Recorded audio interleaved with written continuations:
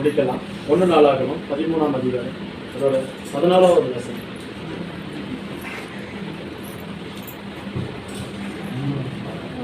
1 நாளாகமம் 13ஆம் அதிகாரம் அதோட 14வது வசனம். தேவனுடைய பெட்டி ஓபேத் ஏதோமின் வீட்டில் அவனிடத்தில் 3 மாதம் இருக்கையில் கர்த்தர் ஓபேத் ஏதோமின் வீட்டையும் அவனுக்கு உண்டான எல்லாவற்றையும் ஆசீர்வதித்தார். ஆமென். திரும்பவும் படிங்க.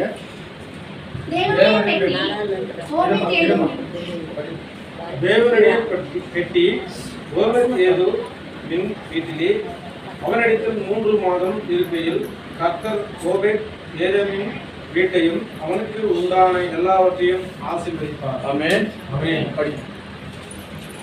தேவனுடைய பெட்டி ஓபேத் ஏதோமின் வீட்டிலே அவனிடத்தில் 3 மாதம் இருக்கையில் கர்த்தர் ஓபேத் ஏதோமின் வீட்டையும் அவனுக்கு உண்டான எல்லாவற்றையும் ஆசீர்வதித்தார். ஆமென். கர்த்தருடைய பரிசுத்தநாமத்துக்கு ஸ்தோத்திரம். நீங்க கர்த்தர் உங்களுக்காக கொடுக்கிற வாக்குத்தத்தம். கர்த்தாவே என்ன பேசலாம்னு சொல்லும்போது இந்த வசனத்தை கர்த்தர் காமிச்சார். அதாவது தேவனுடைய பெட்டி அவன் வீட்டில் இருக்கும்போது கர்த்தர் அவனை ஆசீர்வதித்தார், அவன் வீட்டை ஆசீர்வதித்தார், அவனுக்கு உண்டான எல்லாவற்றையும் ஆசீர்வதித்தார். ஆமென் சொல்லுங்களேன். அப்போ ஆசீர்வாதம் என்ன? எல்லாவற்றையும் ஆசீர்வாதம். உன் களஞ்சியத்தை ஆசீர்வதிப்பேன், உன் சந்ததியை ஆசீர்வதிப்பேன், உன் சந்தானத்தை ஆசீர்வதிப்பேன், எல்லாவற்றையும் கர்த்தர் ஆசீர்வதிப்பார். எண்ணெயும் மாப்பிசையும் தொட்டியும் எப்போதும் நிரம்பி இருக்கும்படி கர்த்தர் ஆசீர்வதிப்பார். ஆமென். அதுக்கு முக்கியமான ஒரு விஷயம் கர்த்தர் இங்க என்ன சொல்றாரு? கர்த்தருடைய பெட்டி இந்த வீட்டுல. ஆமென். கர்த்தருடைய பெட்டி தாகோனுடைய கோவில்ல இருக்கும்போது தாகோனுடைய சிலை உடைஞ்சு போய் கிடந்தது, முகங்குப்புற விழுந்து கிடந்தது.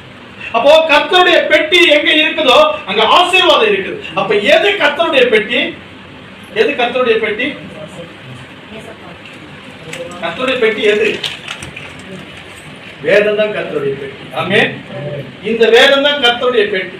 இத அனுதினமும் நீங்க வீட்டுல உட்கார்ந்து வாசிச்சு ஆராதனை செஞ்சு கர்த்தரோட ஐக்கியப்பட்டிருந்தா நீங்க இன்னும் மென்மேலும் பழுகி பெருகுவீங்கன்னு கர்த்தர் சொல்றாரு. ஆமென். ஆமென். கர்த்தர் உங்களுக்காக சொல்ற வாக்குத்தத்தமான வார்த்தை. கர்த்தருடைய பெட்டியை நீங்க எந்த அளவுக்கு பாதுகாக்கிறீங்களோ அந்த அளவுக்கு உங்க வீட்டை கர்த்தர் பாதுகாப்பார். இந்த வீடு இன்னும் அநேகமா உயர்த்தப்படணும்னா நீங்க இந்த பெட்டியை பொக்கிஷமா பாதுகாக்கணும். வீட்டுல மாத்திரம் இல்ல, இருதயத்துல பாதுகாக்கணும். ஆமென்.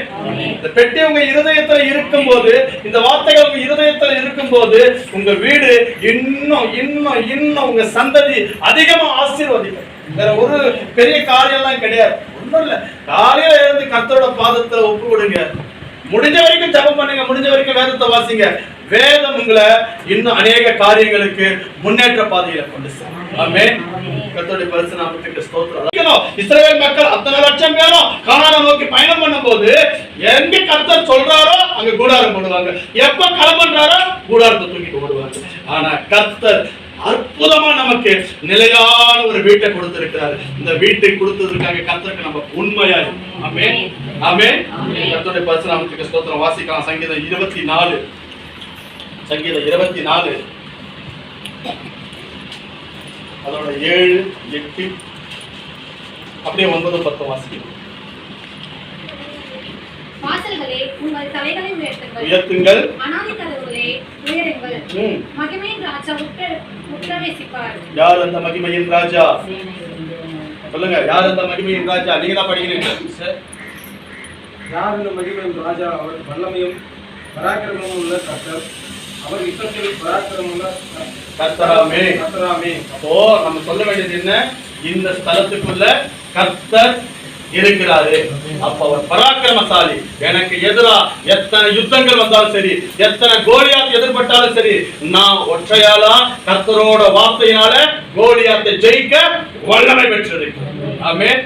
அப்ப என்ன பிரச்சனை வந்தாலும் சரிங்க, இந்த வீட்டுக்குள்ள உங்களுக்கு கொடுக்கிற வாக்குத்தத்தம் இது. நீ எதுக்குமே கவலைப்படாத. இஸ்ரவேலை ஆசீர்வதிப்பதே கர்த்தருக்கு. வேற என்ன வேலைங்க அவருக்கு? என்ன ஆசீர்வதிக்கிறது. உன்னை ஆசீர்வதிக்கிறது மட்டும்தான் கர்த்தருக்கு பிரியமான வேலை. உன்னை ஆசீர்வதிக்கிறார், இந்த ஸ்தலத்துல ஆசீர்வதிச்சிருக்கிறார், இனிமேலும் ஆசீர்வதிப்பார். இதுவரை நடத்தினவர் இனியும் நடத்தும். ஒரு நாள் உங்களை கைவிடவர். ஆமென். ஸ்தலத்துல ஒன்று மாத்திரம் ஞாபகம் வச்சுங்க, இந்த பெட்டி தேவனுடைய பெட்டி, உள்ள வசனங்களையும் வார்த்தைகளையும் பொக்கிஷமா பாதுகாத்து இருதயத்துல அனுதினமும் தியானம் பண்ணுங்க, அனுதினமும் பிரேயர் பண்ணுங்க, ஜெபம் பண்ணுங்க. அதிகாலையில ஜெப சத்தம் கேட்கட்டும், இரவு தூங்குறதுக்கு முன்னாடி ஜெப சத்தம் கேட்கட்டும். உங்களுக்கு மத்தியானத்துல எப்ப உங்களுக்கு நேரம் கிடைக்குதோ அப்ப ஜெபிங்க. உங்கள் மூலமா இந்த பகுதியை மாற்ற கர்த்தர் ஒரு திட்டம் வச்சிருந்தார், யாராலையும் மாற்ற. ஆமென். உங்களுக்கு பல பேருக்கு உங்களை நியமிச்சு வச்சிருக்கிறாருன்னா, இந்த ஸ்தலத்தை உங்களுக்கு கொடுத்திருக்கிறாருன்னா, இங்க இருக்கிற எல்லா மக்களுக்காகவும், அவங்க கஷ்டத்துக்காகவும், துன்பத்துக்காகவும், அவங்க குடும்பத்துக்காகவும், அவங்க வறுமைக்காகவும், அவங்க இன்னும் மேல வரணும்னு ஜபிக்கிறதுக்காக ஒரு ஸ்தலத்தை இந்த ஆயத்தம் பண்ணி வச்சிருக்கிறார். இங்க உங்களோட முக்கியமான வேலை வீடு கிடையாது, ஜெபம். ஆமென். மக்களுக்காக ஜெபிங்க, அக்கம் பக்கம் உள்ளவர்களுக்காக ஜெபிங்க, எல்லாரையும் கூப்பிட்டு வச்சு ஜெபிங்க. உண்மையா சொல்றேன்னா, ஜெபிச்சு பாரு, வாழ்க்கை எவ்வளவு மேல வரும்னு அதை கர்த்தர் உன் கண்ணுக்கு முன்னாடி காட்டுவார். ஆமென், ஆமென், ஆமென். ஜெபி, எவ்வளவு தூரம் ஜெபிக்கிறியோ அந்த அளவுக்கு கர்த்தர் உயர்த்துவார், இந்த ஸ்தலத்தை இன்னும் அதிகமா பெருகப்படுத்துவார். கர்த்தர் தாமே அவருடைய வார்த்தைகளை வசனங்களை ஆசீர்வதிப்பாராக. கர்த்தருடைய பரிசுத்த ஸ்தோத்திரம். ஆமென், ஆமென், ஆமென். ஆனா நான் வீடு பிரிக்கும் போது கை வைக்கிறேன், சும்மாவே கொட்டுது எல்லாமே.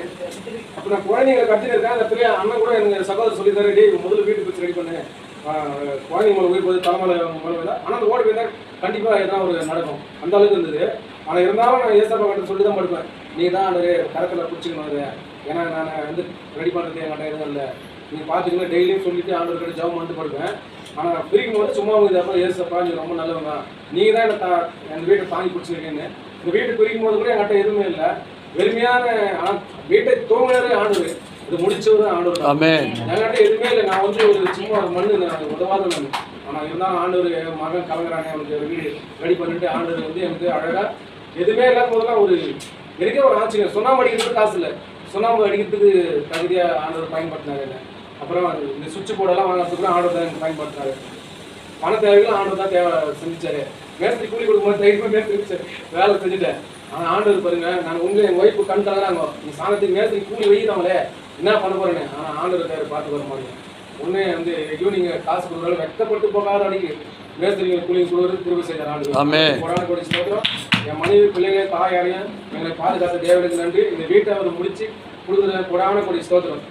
சபை மக்களுக்கும் ஸ்தோத்திரம், அன்பு தாயார் அம்மாவுக்கும் ஸ்தோத்திரம், உங்களுக்கும் பாஸ்டர் வந்து ஜெபிச்சிருக்காங்க, உங்களுக்கு ஸ்தோத்திரம்.